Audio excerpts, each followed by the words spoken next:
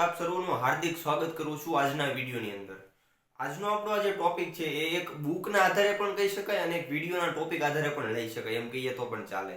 હવે આજનો આ જે ટોપિક છે ને એ આખું ટોપિકનું નામ છે સાયકોલોજી ઓફ મની, એટલે કે રૂપિયાને લઈને જે કંઈ સાયકોલોજી છે એનો અભ્યાસ આપણે આજે કરવાના છીએ। એને આજે કેટલીક એવી બાબતો છે જે શીખવાના છીએ। તમારો કિંમતી સમય ન બગાડતા આજના વિડીયોની શરૂઆત કરીએ। તો આજે ટોપિક જે છે મેં તમને કહ્યું કે સાયકોલોજી ઓફ મની। આપણે બધા રૂપિયા માટે કામ કરતા હોઈએ છીએ, કોઈક ને કોઈક રૂપિયા માટે જ મોસ્ટ ઓફલી મિડલ ક્લાસ, ખાસ મિડલ ક્લાસ આ ચેનલ અને આ વિડીયો બનાવવાનું કારણ એટલું જ છે કે મિડલ ક્લાસના જેટલા પણ લોકો રૂપિયા માટે કામ કરે છે અને એમના માટે એની જે પેટર્ન બદલવાની છે એની શરૂઆત કરવા માટે આ ટોપિક બનાવવો બહુ જરૂરી હતો, એટલા માટે।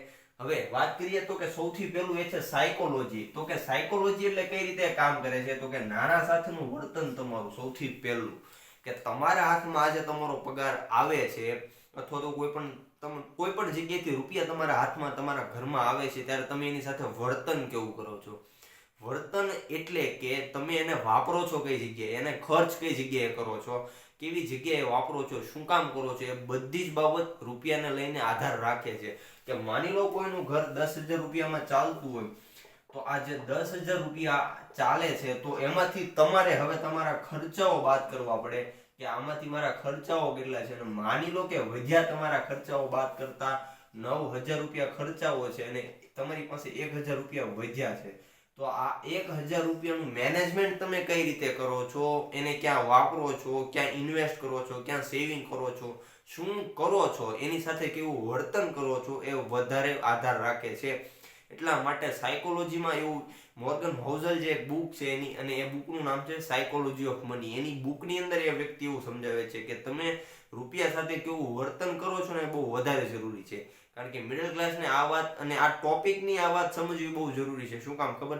કારણ કે મિડલ ક્લાસને આ બાબત સમજાવવાવાળું કોઈ નથી। અને બીજી વસ્તુ ઈ કે આપણે આપણા રૂપિયાઓને ખર્ચ ક્યાં કરતા હોય ખબર? મોસ્ટ ઓફલી વ્યસનોમાં અને આડાવળી ખર્ચાઓમાં કે જેની કોઈ ગણતરી આપણે રાખતા જ નથી એવા।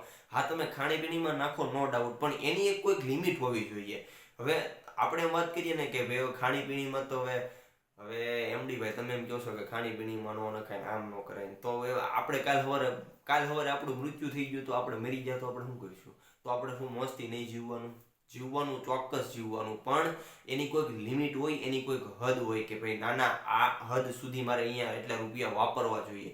એટલા માટે મહત્વનો ટોપિક એ સમજવાનો છે કે નાણાં સાથે તમે વર્તન કઈ રીતનું કરો છો, કે તમારે હાથમાં પગાર આવે છે તો એ પગાર તમે પૂરેપૂરો વાપરી નાખો છો, ક્યાં વાપરો છો એની ખાસ તકેદારી રાખજો। અને મિડલ ક્લાસના અને જરૂરિયાતમંદ પરિવારોને હું ખાસ એટલું આ વિડીયોના માધ્યમથી કહીશ કે તમે જ્યાં પણ વાપરો છો ને એનું એક લિસ્ટિંગ કરો, અથવા તો તમારા માઇન્ડની અંદર એવું પેટર્ન બદલાવો કે ભાઈ મારે આ જગ્યાએ સાચી જગ્યાએ રોકાણ કરવાની જરૂર હતી, સાચી જગ્યાએ વાપરવાની જરૂર હતી। હવે બીજો પોઈન્ટ એ સમજીએ કે આજે નાણાંની પેટર્ન જે બને છે ને, આપણે કેસ સ્ટડીનો અભ્યાસ કરતા હોય। કેસ સ્ટડી એટલે કે માની લો કોઈ માણસ જે છે એ બહુ સારો સફળ રોકાણકાર થઈ ગયો, આપણને એવું લાગે કે આના બધા જ પરિબળો એની પાછળ હતા અને કાર્યરત હતા, અને મોસ્ટ ઓફલી આપણે લક શબ્દને વાપરતા હોઈએ છીએ કે એના લક હતા, એના ભાગમાં હતું, એના નસીબમાં હતું ને એટલે આ માણસ જીતી ગયો, અથવા તો એને બહુ સારા રૂપિયા બનાવી લીધા, અથવા સક્સેસફુલ થઈ ગયો। પણ મોર્ગન હોઝલ પોતાની બુકની અંદર એવું સમજાવે છે કે જ્યારે પણ તમે કેસ સ્ટડીનો અભ્યાસ કરો ને એની પહેલા એની પાછળની પેટર્ન જે બને છે ને, આખી ફ્રીક્વન્સી, આજે આખી પેટર્ન જે આપણે કહીએ છીએ ને એ પેટર્નનો અભ્યાસ કરતા શીખો। શું કામ પેટર્નનો અભ્યાસ કરતા શીખો? કારણ કે આ એક એક્ઝામ્પલ આપણે લઈએ તો કે વોરેન બફેટ અને બિલ ગેટ્સ। હવે વોરેન બફેટની એક બહુ ઇન્ટરેસ્ટિંગ વાત એ છે કે એ સૌથી પહેલા તો દુનિયાના સૌથી સફળ રોકાણકાર ગણાય છે। અને બીજી વસ્તુ કે જ્યારે વોરેન બફેટ 10 વર્ષની ઉંમરના હતા ને, 10 વર્ષની ઉંમરના, ત્યારે એને રોકાણ ચાલુ કરી દીધું હતું, અને આપણે 10 વર્ષની ઉંમરમાં હજી 5મું જ ભણતા હતા। એટલા માટે એટલો ડિફરન્સ પડે છે કે એ વ્યક્તિ આગળ શું કામ છે। અને બીજી મહત્વની વાત કે એક કેપિટલાઇઝેશનની દુનિયામાં રહે છે એ માણસ, અને એ છે અમેરિકા। એટલા માટે વોરેન બફેટ આજે સક્સેસફુલ છે એની પાછળનું કારણ એ છે કે એને 10 વર્ષની ઉંમરે રોકાણ શરૂ કરી દીધું હતું અને એને કમ્પાઉન્ડિંગનો નિયમ ખબર હતી। એટલા માટે વોરેન બફેટ આજે સક્સેસફુલ ઇન્વેસ્ટર ગણવામાં આવે છે। એવું ને એવું જ એક ઉદાહરણ લઈએ તો કે બિલ ગેટ્સ। બિલ ગેટ્સ એ કોણ છે? તો કે માઇક્રોસોફ્ટ કંપનીનો સ્થાપક। આજે જે માઇક્રોસોફ્ટ કંપની ઊભી છે એનો સ્થાપક કોણ છે? તો કે બિલ ગેટ્સ। બિલ ગેટ્સની સાથે રહેવાવાળા બીજા 2-3 માણસો પણ હતા। હવે બિલ ગેટ્સ પોતાના એક ઇન્ટરવ્યુની અંદર એવું કહે છે કે જો લેક સાઇડ સ્કૂલ નો હોત જ્યાં એ ભણતા હતા, એનું ઉછેર જ્યાં થયો, એનું બાળપણ જ્યાં વીત્યું એ સ્કૂલમાં, જો એ લેક સાઇડ સ્કૂલ ન હોત અને એ સ્કૂલની અંદર ખાસ કોમ્પ્યુટર જ ન હોત, તો આજે બિલ ગેટ્સ એ પોતાના અનુભવના આધારે કહે છે કે તો આજે માઇક્રોસોફ્ટ ઊભી ન હોત, તો દુનિયાને માઇક્રોસોફ્ટ મળે જ નહીં. એ પોતાના ઇન્ટરવ્યુની અંદર ખુદ એ માણસ એવું કહે છે કે જો આ વસ્તુ ન હોત ને તો હું ક્યારેય પણ માઇક્રોસોફ્ટની સ્થાપના કરી ન શક્યો હોત. શું કામ ન કરી શક્યો હોત? કારણ કે આ જે પેટર્ન છે, આ પેટર્ન જે બને છે એની પાછળ કારણભૂત કેટલીક બાબતો એવી હોય છે કે ત્યારે એ માણસ સક્સેસફુલ બન્યો હોય છે. એવા કેટલાય ઉદાહરણ આપણે લઈ શકીએ, એવા કેટલાય એક્ઝામ્પલ લઈ શકીએ કે આ વોરન બફેટ જે છે, બિલ ગેટ્સ છે, એવા અઢળક ઉદાહરણ લઈ શકીએ કે એ માણસની સફળતા પાછળ કંઈક ને કંઈક આવી પેટર્નો જોડાયેલી હોય છે. કંઈક ને કંઈક એનું વાતાવરણ, એનું બાહ્ય વાતાવરણ, એને આસપાસનો આખો માહોલ જે છે, એને કોઈક સપોર્ટ કરવા વાળા માણસો જે છે એ પાછળ કામ કરતા હોય છે, અને ત્યારે એ માણસની મહેનત જ્યારે આપે છે એ માણસ, ત્યારે એ સક્સેસફુલ બનતો હોય છે. ત્રીજો પોઈન્ટ સાયકોલોજીની અંદર એ સમજીએ કે જેની જરૂર નથી અને તેને જોખમમાં ન મૂકો. ખાસ આ વસ્તુ બહુ સમજવા જેવી છે મિડલ ક્લાસ લોકોને, કે તમારા અકાઉન્ટની અંદર માની લો કે 2-5 લાખ રૂપિયા વધી જાય ને, અથવા કોઈક, આ હું ફેક્ટ ઉદાહરણ કહું છું, મારા ખુદના કોઈકના અનુભવ જાણી જોઈને કહું છું, મેં સાંભળેલી વાતો એટલે હું કહું છું કે માની લો કોઈ વ્યક્તિ જમીન વેચી દે ને એટલે જમીનના પૈસા એને આવે. હવે એ માણસ કરે શું ખબર? સૌથી પહેલું એની પાસે નોલેજ નથી એટલે એ સૌથી પહેલું મકાન બનાવે. બીજી વસ્તુ શું કરશે તો કે કોઈ ગાડી લઈ આવશે, અથવા તો કોઈ ફોન, અથવા તો કોઈ મોંઘીદાટ વસ્તુઓ લઈ લે છે કે જેથી એના ઘરમાં એ આવે. અને હવે ખાસ મેઇન વસ્તુ એ કે એને જરૂર જ નથી એ વસ્તુની. સમજી લો કે માણસ, કોઈ વ્યક્તિનું જીવન કેટલા 20,000 કે 25,000 રૂપિયાનું કોઈ મિડલ ક્લાસ માણસ છે ચલાવી શકતો હોય, તો એને 50,000 વાળો ફોન કે 1.5 લાખ વાળો આઈફોનની લેવાની જરૂર શું પડે? આ તમે ખુદથી વિચાર કરજો કે તમારે શું એની ખરેખર જરૂર હતી, શું એની વગર નહોતું ચાલતું તમારે. એટલા માટે સાયકોલોજીની અંદર આ મોર્ગન હાઉસેલ એવું સમજાવે છે કે જેની જરૂર નથી ને તમારે એને ક્યારેય જોખમમાં નહીં મૂકવાનું. એટલે કે ઘણા લોકો છે ને આમ આખું પોતાની આખી બાયોડેટા જ ફેરવી નાખવા. બાયોડેટા મીન્સ કે પૈસા આવ્યા, પૈસાનું શું કરવાનું, તો કે આને હવે આને વાપરી નાખો. એટલે જેની જરૂર નથી તમે એ પૈસાને જોખમમાં શું કામ મૂકો છો? મારું કહેવાનું એટલું છે.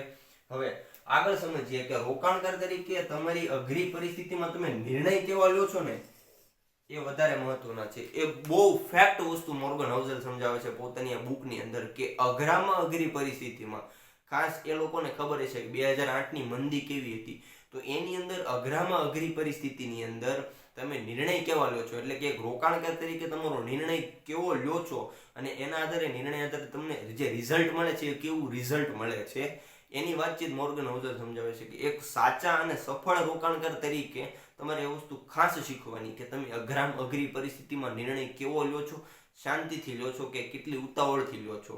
ટૂંકમાં એનો કહેવાનો અર્થ એવો છે કે કેવો નિર્ણય લો છો. બાકી તમને શું લાગે, આજે વોરન બફેટ છે તો વોરન બફેટના એટલા જીવનકાળની અંદર, એટલા સમયગાળાની અંદર ક્યારે એને મંદીનો સામનો જ નહીં કર્યો હોય? એવું ન વિચાર આવે આપણને કે 2008ની એક મંદી છે, પછી હમણાં જ આપણી લાઈફમાં આપણે કોરોના વાયરસ જેવી મહામંદીને જોઈ કે એના આધારે બધું જ આખું લોકડાઉન, આખો દેશ બ્લોક થઈ ગયો હતો, ત્યારે એક માહોલ હતો. તો એવા માહોલની અંદર તમે નિર્ણય કેવો લ્યો છો એ વધારે મહત્વનું છે. પછી તો કે બધું જ તમારા પ્લાનિંગ મુજબ નહીં થાય. આપણે ઘણા કરતા હોય એવી, મેં ભૂલો એવી કેટલી વખત કરેલી છે કે ભાઈ હાલો આ પ્લાનિંગ કર્યું છે ને તો આ વસ્તુ થશે જ તે. એવું ન બને.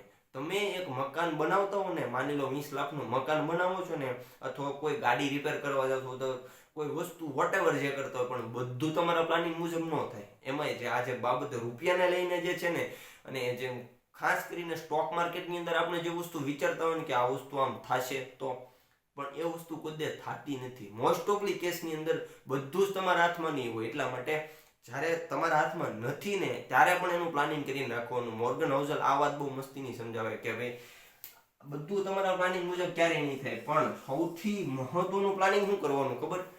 કે બધું તમારા પ્લાનિંગ મુજબ ન થાય ને તો કાંઈ નહીં, પણ જે નથી થયું ને એનું પણ પ્લાનિંગ કરતા શીખો.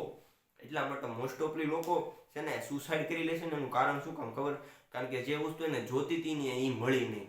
તમે નામ સાંભળ્યું છે ડોક્ટર વિકાસ દિવ્યકીર્તિ.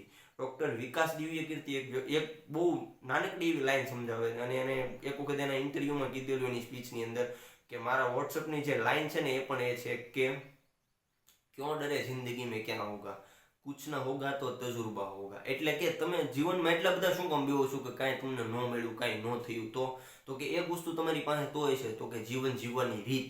એટલા માટે આ બધું જ તમારા પ્લાનિંગ મુજબ નહીં થાય, પણ જે પ્લાનિંગ મુજબ નથી થવાનું ને એનું પ્લાનિંગ પણ તમારી પાસે હોવું જોઈએ. અને છઠ્ઠો અને છેલ્લો પોઈન્ટ એ સમજીએ કે રોકાણકાર તરીકે તમારો સમય તમે કાબુ કરતા શીખો. ખાસ આ વસ્તુ મોર્ગન હોઝલ સમજાવે છે કે આ કઈ રીતે, શું કામ શું કરે છે, આ ઈ શું કામ કહેવા માંગે છે મોર્ગન હોઝલ, કે તમારા સમયને રોકાણ કરતા શીખો અથવા તો તમારા સમયને તમે કાબુ કરતા શીખો. શું કામ? કારણ કે વોરન બફેટ એ 10 વર્ષની ઉંમરે રોકાણ શરૂ કર્યું હતું. સમજી લો, જ્યારે એ વ્યક્તિ અત્યારે 88 કે 90 કે 92 વર્ષની ઉંમરની જે છે, ત્યારે એની પાસે સમયગાળો કેટલો બધો વધ્યો હોય. જો એ માણસે 10 વર્ષની ઉંમરે નહીં પરંતુ 20 વર્ષની ઉંમરે શરૂ કર્યું હોત ને, તો આજે વોરન બફેટ કદાચ વોરન બફેટ ન હોત, કંઈક અલગ દુનિયામાં હોત, અલગ વ્યક્તિ હોત ને એને દુનિયા કદાચ ઓળખતી પણ ન હોત, એવું બની શકે. એટલા માટે જેટલા પણ લોકોને રોકાણકાર તરીકે એક સફળ રોકાણકાર બનવું છે, એ લોકોને પોતાનો સમય કાબુ કરતા શીખવો પડે. અને ખાસ ન ખાલી રોકાણકાર તરીકે, તમારા જીવનમાં પણ કદાચ તમારે આગળ કંઈક જવું હોય તો તમારે તમારો સમય, હાલનો સમય તમે શું કરો છો એ તમારે કાબુ રાખતા શીખવો પડે. સો આજના વિડીયોની અંદર આજે આપણે જે સાયકોલોજી ઓફ મની જે છે, એક બુક કહીએ તો પણ ચાલે અને આજનો વિડીયોનો ટોપિક પણ કહીએ તો પણ ચાલે, એની ચર્ચા કરી. અને આજે 6 પોઈન્ટ આપણે આવરી લીધા છે. એ 6 પોઈન્ટ હું માનું છું ત્યાં સુધી તમારા મગજમાં બેસી ગયા છે અને સારી રીતે હું તમને મારી ભાષામાં સમજાવી શક્યો છું. અને આપ સર્વનો દિલથી ખૂબ ખૂબ આભાર, કારણ કે આ વિડીયોને તમે એટલું માન આપ્યું છે, આ વિડીયોને છેલ્લા લાસ્ટ સુધી જોયો છે, એ બદલ તમારો દિલથી ખૂબ ખૂબ આભાર.